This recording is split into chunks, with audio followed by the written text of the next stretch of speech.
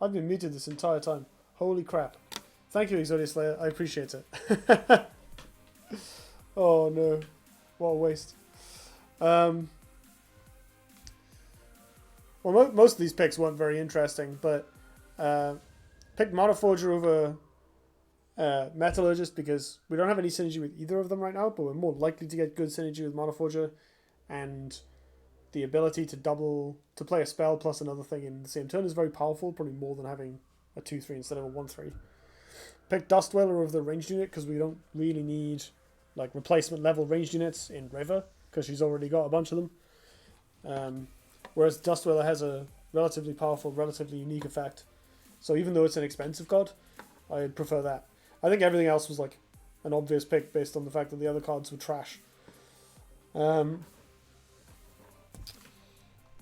Speaking of trash, so I think this is still not a Blood Rage Mask deck. Ghost Lightning is okay. It is a ping. It's a bad ping, but it is a ping. Inner Focus might be better, given we have Widowmaker, Flame Wreath, a Backstab unit, and Dust Dweller already. And it goes quite well with Mana Forger as well. Neither of these cards is especially good. Like most of the time, they're going to cost you a card. But like Kaido Assassin Inner Focus is a pretty reasonable line of play. Just like kill their 2-drop. Now I regret not picking the Metallurgist. Ooh, more good falls. This is what this deck needs. Solid bodies. Oh, now we're talking real cards. Okay. I say real cards. I think the Thunder Bomb is very obviously the pick. Because neither of these are like that interesting. And there's plenty of good 3s in this game. I have noticed that my Gauntlet decks usually end up with a glut of 3-drops. Rather than anything else. So I think the 3-drop minions that aren't like bonkers early on can be ignored in favour of more unique effects. Which means I probably want this Thunder Bomb.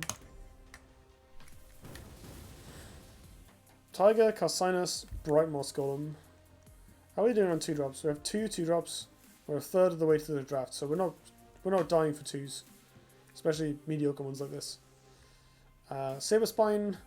I mean, we have Phoenix Fire and Saberspine Seal and Inner Focus in our deck already. So this is also not an effect we're starved for. But Songhai can struggle with just like sticking minions, which kind of draws me towards the Bright Moss. I like this plan of like big chonky stuff that just gums up the board, applies pressure, gets damage in. Yeah. Bright Moss every day. Ooh, legendaries. Bad legendaries. Actually, this card's pretty good, I think. There's a lot of HP. Pado is exciting. That's fun. Heaven's Eclipse is bad. Let's ignore that. Because we don't have the spells for it, really. It's like 10 mana to deal 6 damage? Yeah, I guess. Excuse me again. Pado is fun, but I don't know if it's actually like good. I mean, it is 12 power. Blowing the board wide open sounds kind of fun as well.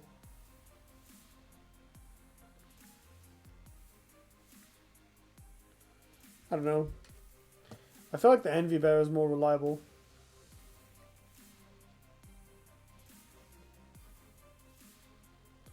But maybe I want this just because it's got immediate impact. And because it's funny. Also, I've never played with this card in draft before. I mean, I've not played Envy Bear either, but this card is relatively more predictable. Whereas I think I'll learn more if I pick the Pado. Let's go for it. Pado memes. Ooh, Gambler. Gambler or Pando. So I have Gambler with Inner Focus and Saberspine Seal. So we have some combos already. Pando is one of the best 3-drops in the game. It helps clear eggs, clear other Heartseekers. I have Inner Focus, which goes well with it. I've already got a few good falls. I don't know, Gambler is really stupid. This card is ridiculous. Might actually be worth the nod over the Pando. I think the Pando is the better card though. But Gambler is like... Pando is reliable, but Gambler is powerful. No, this card is really dumb. Sometimes it just wins you the game. Like, through no fault of your own. This is very good. Also helps with eggs. This is also good, actually. Especially with our ranged units and our kind of high toughness, low power things. But I think the Fizzling Mystic is where it's at. In fact, the Fizzling Mystic also does a similar thing. Ooh, I like... Yes, okay. We need this. This is our jam. We're going to put this on a ranged unit. We're going to win the game. I really like 100-handed Akushi. It's a good card, but Killing Edge is what we need. I would play like 3 or 4 of these with Reva.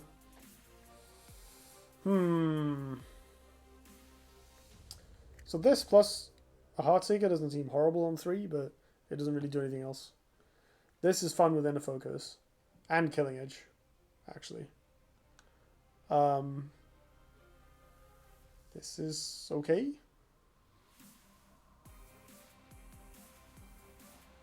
I might just pick this, but then like never end up using it is the only problem. Whereas Chakram, like if you have to play a 5/5 for 5, it's better than nothing defensively. And sometimes your opponent will, you know, Blood Tear Alchemist you early, and you just like play this, or you get to double spell with it. I think this card looks better on paper, despite our synergies with Beastbound Savage. I've played this before in decks that also had synergy with it, and it was okay. Although that synergy wasn't Inner Focus. Don't know how much of a difference that makes. Let's try the Chakram. Okay, now I'll pick a Rikushi. Because we established earlier that Chakri Avatar is underwhelming outside of Shidai. And this is a 2 health minion, so... Easy Primus, easy life. Okay. How are we on removal right now? We have 2 cheap removal spells. Plus this. Plus Inner Focus stuff. We have Crossbones for ranged things. We have Fizzling Mystic and Flame Wreath combos. And Dust Wailer for small things. We don't have anything that deals with big units, which might make this spiral counter look a little better. On the other hand, allowing them to attack first, like they're always getting value out of their creature before you kill it, which makes spiral counter. It's efficiently costed, but it's not really like good in any real sense. So I think I'm just going to pick this. We've got a lot of 4s now, so we need to look to pick up some cheaper minions. Adjudicator is 1 health and unlikely to do much. Silvertongue Corsair is actually okay. Like buffing this and slapping face or just pushing your opponent around in the mid game is kind of alright. Like a 3/3 that doesn't get hurt by generals is probably better than a 3/4 in the majority of cases, because a lot of the time the things that are going to trade with a 3/4 are a 2-drop plus a general hit, and this doesn't die to that. Ooh. So we're kind of glutted on 4s already. I am a little worried about too many slow plays. Especially as we haven't really been offered any good 2s. We're still on 2 2-drops. And we're very late in the draft now, so we're going to need to pick up some really late on. In fact, yeah, this is a struggle. Maybe I should just pick this Dragon Lock for curve purposes. Even though it's a garbage card. I'm really, really behind on curve. Neither of these cards are like that good.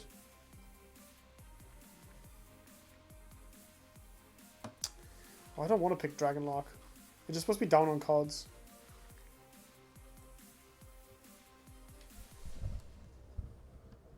Could just hope to go second a lot. See how that works out for me. We're going to go for it. Give me 2s. Okay, well 3s and pings are also good. How are we on pings right now? Do we need this over a playable body? I doubt it. Especially as this one already also is pings. In fact, yeah, despite Gotatsu being amazing, I think we just have to pick this Jade Monk. The Sunseer isn't terrible, but we don't have any synergy with it.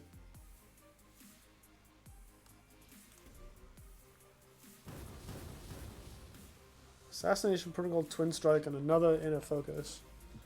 So Protocol is really good with Hamon and a few other preachers. It is good with Flame Wreath. It is good with Bloodsworn Gambler.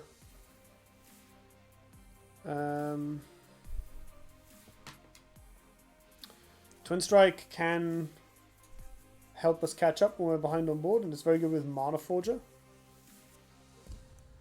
I guess both of these cards can do that. But Assassination Protocol requires me to actually have a minion in play. And when I've played this before, it's always been a bit awkward.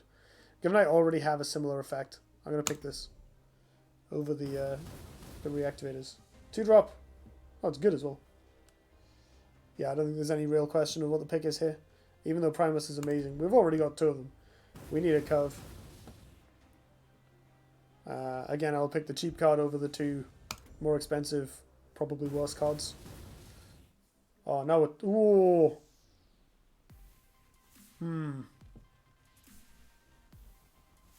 How are we on 3s at this point? We have 1, 2, 3, 4, 5, 6 3-drops. This is better than any of them.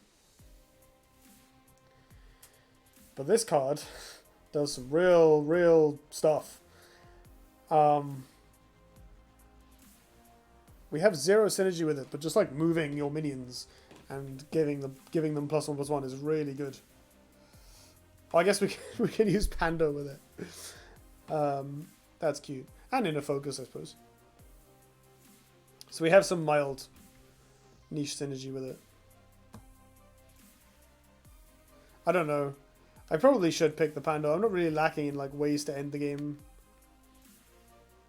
Actually, is that even true? Most of this stuff's kind of small. I'm mostly relying on Heartseekers right now, which are much better with Jaguar. This is a tough pick. Doing it. Give me cheap stuff. Hell yeah, Killing Edge. Alright. So, we got a mad mulligan for this. If we go second, we're fine. If we go first, we're probably in trouble. We do at least have enough cheap removal and enough 3s that we probably don't have to mill. And some of our 3s are decent at taking back the board. Like we have a Widowmaker, we have a Jade Monk.